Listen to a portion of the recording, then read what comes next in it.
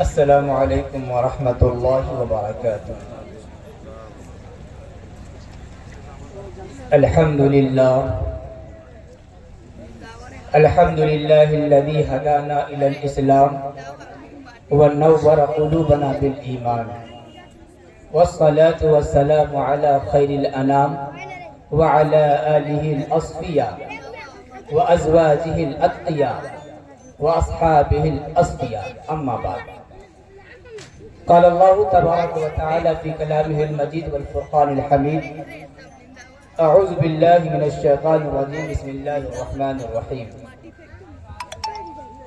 اقرأ باسم ربک الذی خلق، خلق الانسان من علق، اقرأ وربک الاکرم۔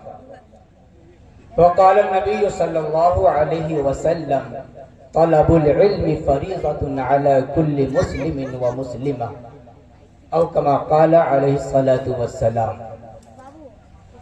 میرے محترم بزرگوں اور دوستوں، پردہ نشین ماؤں اور بہنوں، بہت دیر سے آپ حضرات تشریف فرما ہیں۔ سردی کا موسم چل رہا ہے، رات کافی ہو چکی ہے، آپ حضرات بھی تھک چکے ہیں، زیادہ لمبی چوڑی گفتگو نہیں ہوگی۔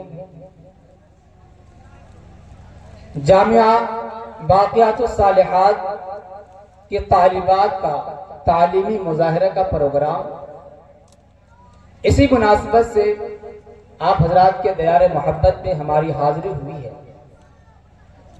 چونکہ یہ پروگرام طالبات کا تھا، تعلیم کے عنوان سے تھا، اس لیے تعلیم کے عنوان پر ان باقیات الصالحات کی طالبات کو مد نظر رکھتے ہوئے کچھ باتیں آپ کی خدمت میں عرض کرنے کے بعد اپنی جگہ لینا چاہتا ہوں۔ مشکل سے 10 منٹ کا وقت لیا جائے گا انشاءاللہ، اس کے بعد پھر آپ کی چھٹی ہو جائے گی۔ میرے محترم بزرگوں اور دوستوں، قرآن کریم کی جس آیت کریمہ کو ہم نے آپ کے سامنے تلاوت کی اور پیارے آقا صلی اللہ علیہ وسلم کے جس فرمان مقدس کو آپ کے سامنے پڑھ کر کے سنایا، قرآن کریم کی آیت اور پیارے آقا صلی اللہ علیہ وسلم کی حدیث پاک میں تعلیم کی اہمیت پر زور دیا گیا ہے۔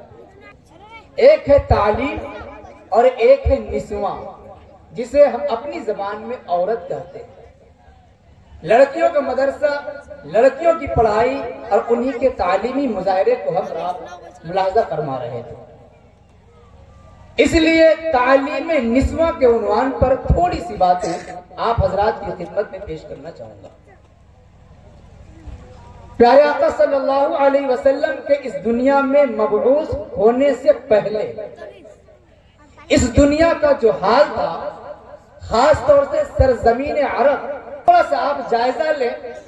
جب سیرت کے عنوان پر گفتگو ہوتی ہے تو یہ بات بتائی جاتی ہے کہ ہمارے نبی کے آنے سے پہلے جزیرۃ العرب میں کون سی ایسی برائی تھی جو نہ پائی جاتی تھی؟ چوری، ڈکیتی، زناکاری و بدکاری، ماں بہنوں کی عزت و عصمت کو تاتار کرنا، جھوٹ، گالی گلوچ، لڑائی جھگڑے، غرض آپ جو بھی برائی تصور کر سکتے ہیں، ان تمام برائیوں کا تصور کرنے کے بعد آپ یہ فیصلہ کریں کہ وہ تمام برائیاں سرزمین عرب میں پائی جا رہی تھی۔ لیکن سوال یہ ہے کہ وہ برائیاں ان علاقوں میں کیوں تھی؟ آخر کیا وجہ بنی ان برائیوں کی؟ اور پیارے آقا صلی اللہ علیہ وسلم جب اس دنیا میں مبعوث برسالت ہوئے تو پیارے آقا صلی اللہ علیہ وسلم نے کون سا کارنامہ انجام دیا جس کے سبب تمام کی تمام برائیاں ختم ہو گئی؟ اگر ہم جائزہ لیتے ہیں، اپنے ذہن پر بوجھ ڈالتے ہوئے تاریخ کا مطالعہ کرتے ہیں، کتابوں کو کھنگالتے ہیں، تو یہ بات روز روشن کی طرح عیاں اور صاف نظر آتی ہے کہ جزیرۃ العرب کے لوگ پڑھے لکھے نہیں تھے، جہالت کا ڈیرا تھا، جہالت کی اندھیری چھائی ہوئی تھی۔ اسی جہالت کا نتیجہ تھا کہ تمام برائیاں جزیرۃ العرب میں پائی جا رہی ہیں۔ ان تمام برائیوں کا اصل سبب جہالت تھی۔ پیارے آقا صلی اللہ علیہ وسلم ہم سب کے نبی، آخری نبی، پوری کائنات کے نبی، جب نبی بنا کر کے بھیجے گئے تو قرآن کریم نے جس چیز کے ذریعے، جس چیز کی طرف سب سے پہلے توجہ دلائی ہے، جس چیز کا حکم دیا ہے، وہ اسی جہالت کو ختم کرنے کا حکم دیا ہے اور فرمایا اقرأ بسم ربک الذی خلق خلق الانسان من علق اقرأ وربک الاکرم۔ اے لوگو پڑھو پڑھو پڑھو، کیونکہ پڑھائی کے ذریعے، تعلیم کے ذریعے یہ جہالت کی اندھیری ختم ہوگی، پڑھائی کے ذریعے، ایجوکیشن کے ذریعے سماج سے برائی کا خاتمہ ہوگا۔ اگر سماج کے لوگ پڑھے لکھے نہیں ہوں گے تو برائی کا اڈا بن جائے گا ہمارا سماج، ہمارا معاشرہ۔ جس گھر میں پڑھائی نہیں، ایجوکیشن نہیں، تعلیم نہیں، آج بھی آپ اپنی آنکھوں سے دیکھ سکتے ہیں اس گھر میں سب سے زیادہ برائی پائی جاتی ہے۔ پیارے آقا صلی اللہ علیہ وسلم نے قرآن کریم کی آیات کو مد نظر رکھتے ہوئے فرمایا طلب العلم فریضۃ علی کل مسلم و مسلمہ، کہ اے لوگو سنو، جو کوئی بھی کلمہ پڑھنے والا ہے، مسلمان مرد ہو چاہے مسلمان عورت ہو، اس کے لیے ضروری ہے وہ علم دین کو حاصل کرے، اس لیے کہ اگر علم دین کو حاصل کریں گے تو تمام کے تمام کمالات جو ایک انسان کے اندر ہونے چاہیے اس انسان کے اندر آ جائے گا۔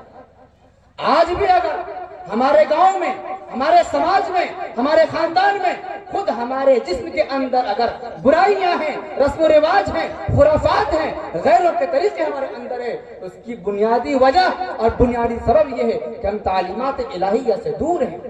ہمارے سینوں کے اندر علم کی روشنی نہیں ہے۔ علم کی روشنی جب نہیں ہوگی تو جہالت کا اندھیرا گھر کر جائے گا۔ اس لیے تعلیم کی طرف ہماری شریعت نے سب سے پہلے توجہ دی۔ اے مسلمانوں، کہ جس شریعت نے، جس قرآن نے اس امت کو جس چیز کا پہلا حکم دیا تھا، آج مسلمان اسی میں سب سے پیچھے، چاہے دنیاوی اعتبار سے ہو، دینی اعتبار سے ہو، ہر اعتبار سے تعلیمی مقدار میں، تعلیمی شرح میں ہماری تعداد پیچھے ہے۔ ہم کمزور ہیں، ہم ناخواندہ ہیں، ہم جاہل ہیں، اور اگر رپورٹ کی بات کی جائے تو دنیاوی تعلیم میں بھی ہم مسلمانوں کا مقام دیگر اقوام کے مقابلے میں بہت پیچھے ہے۔ دوستو، ایک ہے تعلیم کی اہمیت، اب دوسرا رخ دیکھ لیجئے، مختصر بات نسواں کی طرف آئی ہے۔ تعلیم کے بارے میں آپ نے سنا، اب تعلیم نسواں، عورت کی تعلیم مردوں کی تعلیم سے زیادہ ضروری ہے۔